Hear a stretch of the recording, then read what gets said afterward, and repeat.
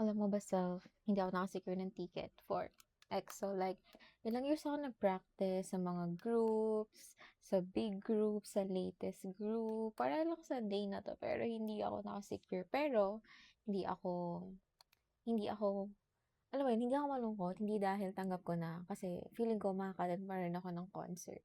I just know makaka-attend ako ng concert. So, yes, hindi ako nag-membership sale, pero UB pre-sale ako and Gen sale ako. Kanina yung general sale. But I know, magkikita kami ng EXO kahit 5 member lang siya. I just know na makaka-attend ako ng concert sa July 4. Kailangan July 4 ako nandun kasi July 5, nasa icon naman ako. Like, I just know na makaka-attend ako. Hindi dahil sa day 3, kasi babalik yung mga ticket. Feeling ko nasa scalper lang talaga yun. Iba like, bago yung light stick ko, alam nga naman hindi ko siya gamitin doon. Siyempre, magagamit ko siya doon, di ba? Like, iba yung feeling eh. Hindi katulad ng ibang mga times, like, alam mo, worry ako na hindi ako makaka ng concert. But this time, with EXO, panatag ako. I just know makaka-attend ako ng concert. I will. I just know na makaka-attend ako ng concert ng EXO. Hindi pwedeng hindi. I just know that mag-a-align yung stars.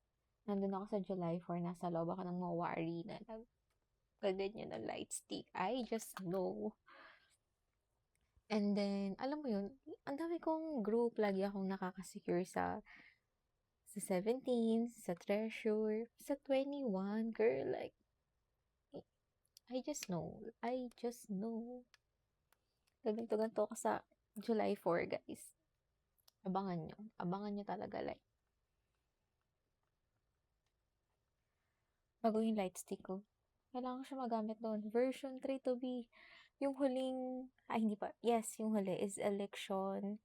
That's 2017. Yung nabili ko pang light stick nun, yung dala kong light stick nun, fake pa. Hindi ko pa alam na fake. Koreano yung pinagbilhan ko. Hindi ko pa alam yung mga orig na merch na hindi. Ngayon, orig yung merch ko. Kaya kailangan makita ko yung 5 member ng EXO. Yun lang.